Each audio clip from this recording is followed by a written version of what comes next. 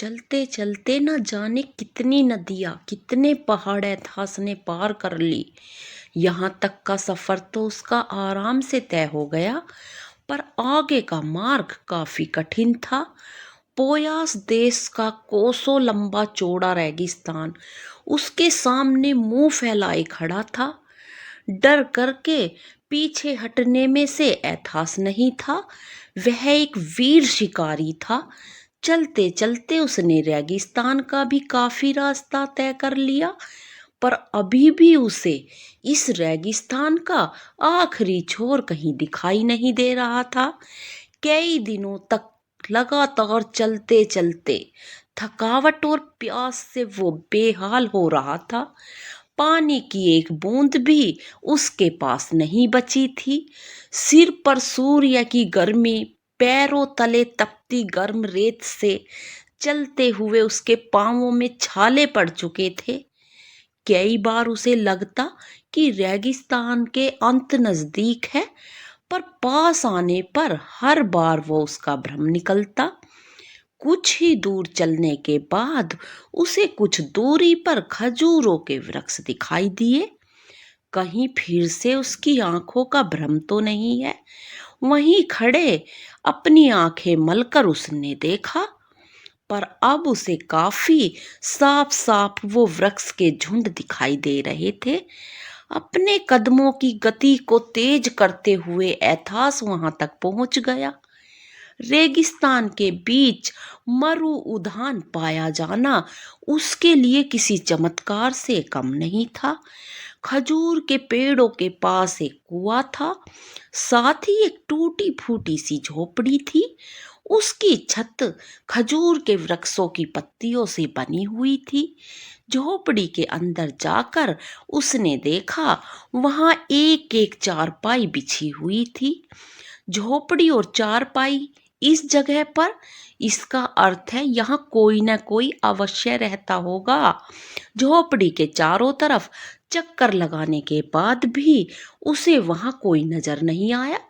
वापस झोपड़ी के अंदर जाकर एथास को एहसास हुआ कि वो कितनी रातों से ढंग से सोया नहीं है, पर विश्राम करने से पहले अपनी वो प्यास बुझाना चाहता था। कुएं के पास ही एक रस्सी और तांबे का लोटा दिखाई दिया। उसे कुएं में जल निकालने के लिए जैसे ही उस मटके को नीचे उतारा, कुएं के भीतर से एक आवाज आई, कौन मेरी जो अनुमति के बिना मेरा जल ले रहा है? मैं एथास हूं, प्यासा हूं। क्या आप मुझे कुएं से जल निकालने की अनुमति देंगे? नहीं, यह सिर्फ मेरा कुआं है।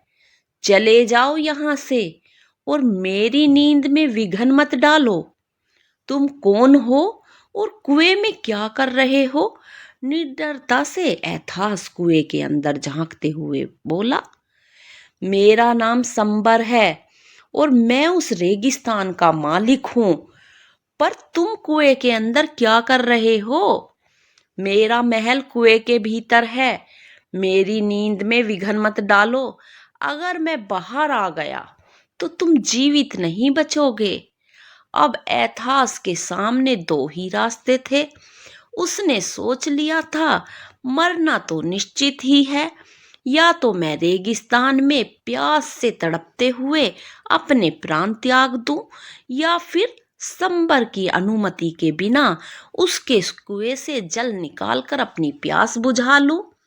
एथास ने दोबारा जल निकालने के लिए मटके को कुएं में उतार दिया, पर मटके को तो वापस ऊपर खींचा नहीं जा सकता था। कुएं के भीतर संबर ने उस मटके को पकड़ लिया। एथास वहीं जमीन पर अपना सर घुटनों के बीचों बीच रखकर बैठ गया। संबर, जिसकी नींद पहले ही एथास की वजह से खराब हो रही थी, क्रोध में तमतमाते हुए कुएं से बाहर निकल कर आया। अपने सामने एक लड़के को जमीन पर बैठे देख उसका गुस्सा सातवें आसमान पर पहुंच गया। तू यहां आराम करने की नीयत से आया है? तू जानता नहीं कि मेरी अनुमति के बिना यहाँ कोई परिंदा पंख भी नहीं फड़फड़ा सकता, और तू मेरी अनुमति के बिना जल लेना चाहता था। एथास जमीन से उठकर उसे देखने लगा।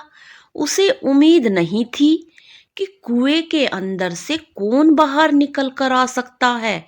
संबर के शरीर का ऊपरी भाग मनुष्य का और निचला भाग अजगर का।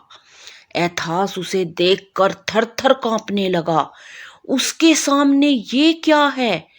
इसकी कल्पना उसके सपने में भी नहीं की थी। उसने एथास को चींटी की तरह हवा में उठा लिया और जोर जोर से हंसने लगा। मूर्ख मानव, अब बता यहाँ क्या करने आया है? सिर्फ जल पीने के लिए रुका था या किसी और मकसद से? जल्दी बता, नहीं तो तुझे यहीं ढेर करके तेरी हड्डियों को पीसकर रेगिस्तान में फेंक दूंगा। मुझे माफ कर दो, मैं नहीं जानता था ये आपकी आराम गृह है। मुझे माफ कर दो। हा हा हा, माफी? वो तो मैं किसी को भी नहीं देता। अगर तू जिंदा रहना चाहता है तो अब तुझे 3 काम करने होंगे। अगर तू उन्हें पूरा कर लिया तो मैं तुझे जीवित छोड़ दूंगा। फिर भी तू अपने घर जा सकता है, वरना जिंदगी भर मेरा गुलाम बनकर रहना होगा।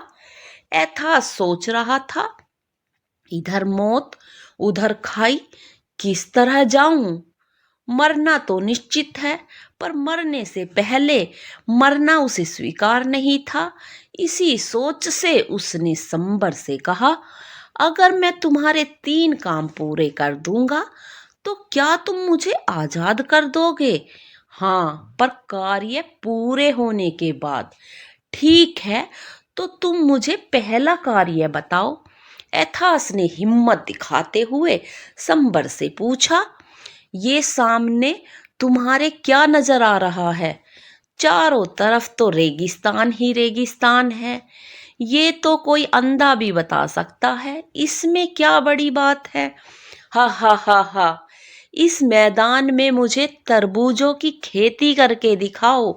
तरबूज मेरा प्रिय भोजन है। अभी मैं विश्राम करने जा रहा हूँ।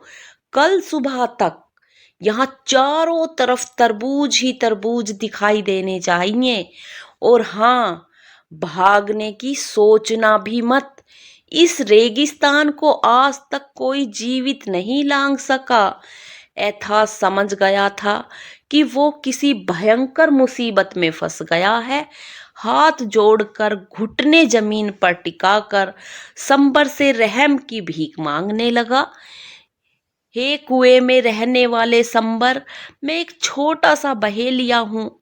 पक्षियों को पकड़कर उन्हें बेचकर अपना गुजारा बसर करता हूँ।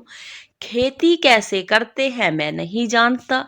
अगर जानता तो भी यहाँ एक दिन में इस विशाल रेगिस्तान में तरबूजों की खेती कैसे करूँगा? संबर उसकी बात सुनी अनसुनी करके कुएं के अंदर विश्राम करने चला गया। एथास की समझ में नहीं आ रहा था कि अब वो क्या करेगा। तेज तपती धूप से बचने के लिए वो झोपड़ी के अंदर चारपाई पर जाकर बैठ गया। कहते हैं, एक राह बंद होती है तो दूसरी राह अपने आप खुल जाती है।